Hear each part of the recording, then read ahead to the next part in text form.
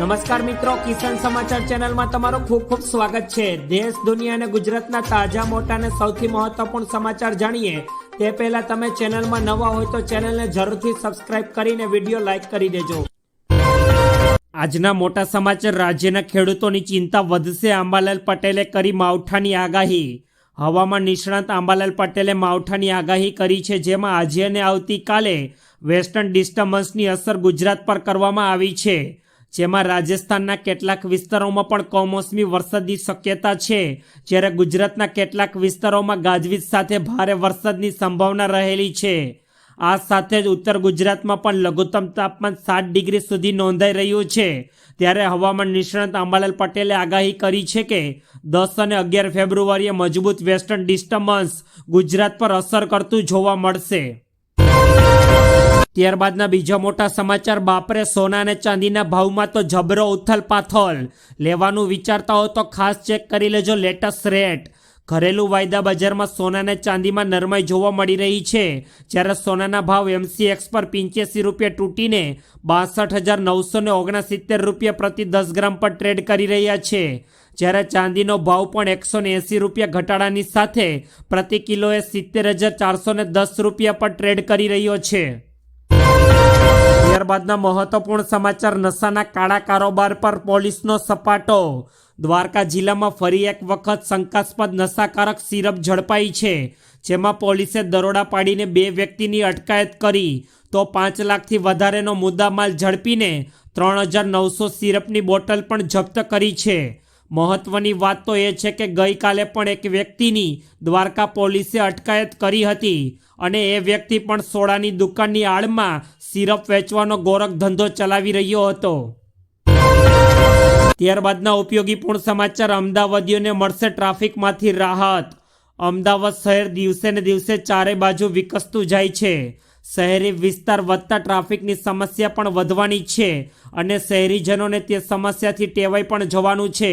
તો બીજી તરફ એક નવો અંડરબ્રિજ બનીને મકરબા વિસ્તારમાં તૈયાર થઈ ગયો છે, જેમાં મકરબાથી SG હાઈવે તરફ જતા વાહન ચાલકોને ટ્રાફિકમાંથી હવે રાહત મળશે। આ અંડરબ્રિજ SG હાઈવેથી મકરબા રોડને જોઈન્ટ કરશે। અંદાજિત 3 કરોડથી વધુનો ખર્ચ કરવામાં આવ્યો છે। ત્યારબાદના સૌથી અગત્યપૂર્ણ સમાચાર। આતંક મચાવતો દીપડો। હુમલાખોર દીપડાની વાત કરીએ એટલી ઓછી છે, કેમ કે માણસને જોતા તેનું લોહી તરત ગરમ થઈ જાય છે, અને તે માનવી પર હુમલો કરતા જરા પણ અટકાતો નથી। આવી જ એક ઘટના વડોદરાના ગ્રામ્ય વિસ્તારમાં બની છે, જેમાં વૃદ્ધા પર દીપડાએ હુમલો કરતા સારવાર હેઠળ હોસ્પિટલમાં વૃદ્ધાને ખસેડવામાં આવી છે। તો બીજી તરફ વન વિભાગે પણ દીપડાને પાંજરા પૂરવાની કવાયત હાથ ધરી છે, તો અન્ય કોઈને દીપડો નુકસાન ન પહોંચાડે તે માટે પાંજરું પણ ગોઠવવામાં આવ્યું છે। ત્યારબાદના સૌથી મહત્વપૂર્ણ સમાચાર। મૌલાનાની વધી મુશ્કેલી। મૌલાના મુફ્તી સલમાન અઝહરીની કચ્છ પોલીસે ધરપકડ કરી છે, જેમાં રાજકોટ જિલ્લા મધ્યસ્થ જેલ ખાતેથી કબજો લેવામાં આવ્યો છે। કચ્છ પોલીસે મૌલાનાની ધરપકડ કરીને આગળની તપાસ હાથ ધરી, જેમાં સામખિયાળીમાં ધાર્મિક કાર્યક્રમમાં ભડકાઉ ભાષણ અપાયું હતું। આ કેસમાં મૌલાનાની ધરપકડ કરવામાં આવી, જ્યારે આજે બપોર બાદ ભચાઉ કોર્ટમાં તેને રજૂ કરવામાં આવશે। આરોપીના રિમાન્ડની માંગ સાથે જ કોર્ટમાં તેને રજૂ કરવામાં આવશે। 1 દિવસના રિમાન્ડ પૂર્ણ થતાં જૂનાગઢ પોલીસ દ્વારા મુંબઈના રહેવાસી મૌલાના સલમાન અઝહરી સહિત 3 આરોપીઓની કોર્ટમાં રજૂ કરવામાં આવ્યા હતા। ત્યારબાદના સૌથી અગત્યપૂર્ણ સમાચાર। રોગ બન્યો ચિંતાનો વિષય। કર્ણાટકમાં મંકી ફીવરનો પ્રકોપ સતત વધતો જઈ રહ્યો છે। છેલ્લા 1 મહિનામાં અહીં 49 શંકાસ્પદ કેસ નોંધાયા છે, અને તેના કારણે 2 લોકોના મોત પણ થયા છે। આવી સ્થિતિમાં આ રોગ દરેક માટે ચિંતાનો વિષય બનતો જઈ રહ્યો છે। તો ચાલો જાણીએ મંકી ફીવર શું છે અને તેના લક્ષણો, અને તે કેવી રીતે તેનાથી બચી શકાય। કર્ણાટક રાજ્યમાં આ રોગના સતત વધતા કેસ જોતા દરેકને સતર્ક રહેવા માટે સરકાર દ્વારા અપીલ કરવામાં આવી રહી છે। આ એક ખતરનાક રોગ છે, જે કોઈને પણ તેનો શિકાર બનાવી શકે છે। ત્યારબાદના મહત્વપૂર્ણ સમાચાર। ભારત અને ઇંગ્લેન્ડ વચ્ચે ત્રીજી ટેસ્ટ મેચ રાજકોટના સ્ટેડિયમ ખાતે રમાશે। ભારત અને ઇંગ્લેન્ડ વચ્ચે 5 મેચોની સિરીઝની ત્રીજી ટેસ્ટ મેચ 15 ફેબ્રુઆરીથી રાજકોટના સૌરાષ્ટ્ર ક્રિકેટ એસોસિએશન સ્ટેડિયમ ખાતે રમાશે। સિરીઝની બીજી ટેસ્ટ મેચ 5 ફેબ્રુઆરીએ સમાપ્ત થઈ હતી. બીજી ટેસ્ટ મેચ 2 થી 6 ફેબ્રુઆરી વચ્ચે યોજાઈ હતી, પરંતુ ચોથા દિવસે જ ભારતે ઇંગ્લેન્ડ સામે 106 રનથી જીત મેળવી હતી. સિરીઝ હાલ 1-1 બરાબર છે. ત્યારબાદના ઉપયોગીપૂર્ણ સમાચાર. સાવરકુંડલા માર્કેટિંગ યાર્ડમાં મગફળી કપાસની બમ્પર આવક. જાણો તમામના ભાવ. સાવરકુંડલા માર્કેટિંગ યાર્ડમાં વિવિધ જણસીઓને લઈને ખેડૂતો પહોંચ્યા હતા. ખેડૂતો ઓપન માર્કેટમાં જણસી વેચવાનું પસંદ કરે છે, પરંતુ હાલ ખેડૂતોને મગફળી અને કપાસના સામાન્ય ભાવ મળી રહ્યા છે.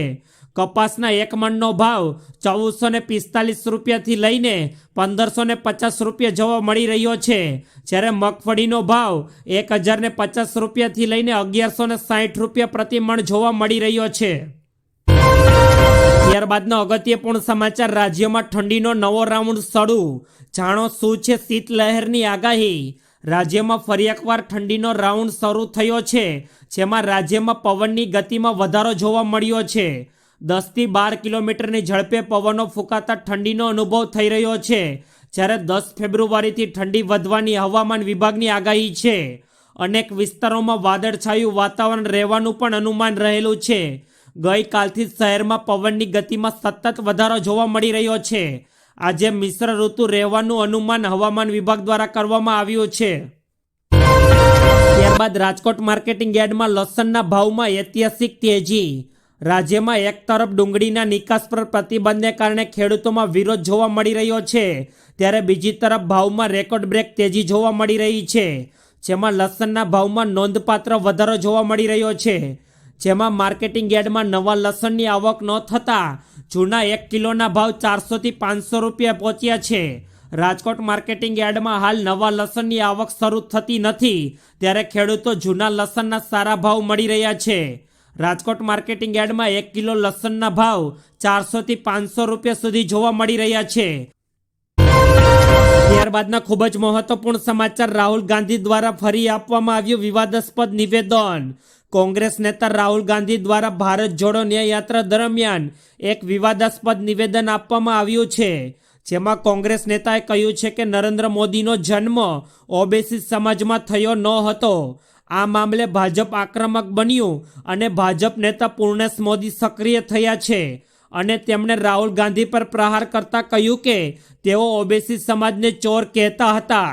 અગાઉ સબ મોદી ચોર હે નિવેદન બદલ રાહુલ ગાંધી પર માનહાનિનો કેસ દાખલ કરવામાં આવ્યો હતો. ત્યારબાદ ટૂંક સમયમાં સહેલાણીઓ સમુદ્રની મોજ મસ્તી માણી શકશે. કચ્છના માંડવી રાવળપીર બીચને બ્લુ ફ્લેગ ટેગ માટેની તૈયારીઓ શરૂ થઈ ગઈ છે, જેમાં માંડવી ટુરિઝમનું હબ બનશે. માંડવી તાલુકાના રાવળપીર દાદા બીચ સુંદર અને મનોરમ દરિયા કિનારો બને અને આવનારા સમયમાં તેને આંતરરાષ્ટ્રીય બહુમાન બ્લુ ફ્લેગ ટેગ પ્રાપ્ત થાય તેવા પ્રયત્નો પહેલા 33 માપદંડોને ધ્યાનમાં રાખીને 6.5 કરોડના ખર્ચે ગુજરાત ઇકોલોજી કમિશન દ્વારા પ્રવાસીઓ માટે આધુનિક સુવિધા વિકસાવવા માટેનું કાર્ય પૂરજોશમાં ચાલુ કરી દેવામાં આવ્યું છે. ત્યારબાદના અગત્યપૂર્ણ સમાચાર. વડોદરામાં શરૂ થયેલ ડબલ ટ્રેકર બસ ડેપોમાં ખાઈ રહી છે ધૂળ. વડોદરામાં વર્ષ 2014માં જ ડબલ ટ્રેકર બસનું સંચાલન વિનાયક લોજિસ્ટિક કરી રહ્યું હતું, પણ હાલમાં બસ બંધ હાલતમાં છે. કુલ 3 ડબલ ટ્રેકર બસ વડોદરાના રસ્તા ઉપર દોડતી હતી. પ્રાપ્ત માહિતી અનુસાર વાત કરવામાં આવે તો શહેરમાં લટકતા કેબલોએ આ મુશ્કેલી વધારી હતી, જેના કારણે ડબલ ટેકર બસના સંચાલકો દ્વારા તેને બંધ કરવાનો નિર્ણય લેવામાં આવ્યો હતો. ત્યારબાદના મહત્વપૂર્ણ સમાચાર. સૌરાષ્ટ્રભરમાં હૃદય સંબંધિત રોગોનું જોખમ વધ્યું. સૌરાષ્ટ્રભરમાં હૃદય સંબંધિત રોગોનું જોખમ વધી રહ્યું છે, જેમાં રાજકોટ સિવિલ હોસ્પિટલના અધિકાંશ નિવેદન સામે આવી રહ્યા છે. તેમાં જણાવ્યું છે કે રાજકોટમાં દરરોજ 20 થી 25 દર્દીઓ નોંધાઈ રહ્યા છે. સિવિલમાં દરરોજ 10 થી વધુ હૃદય રોગના નવા દર્દીઓ નોંધાઈ રહ્યા છે.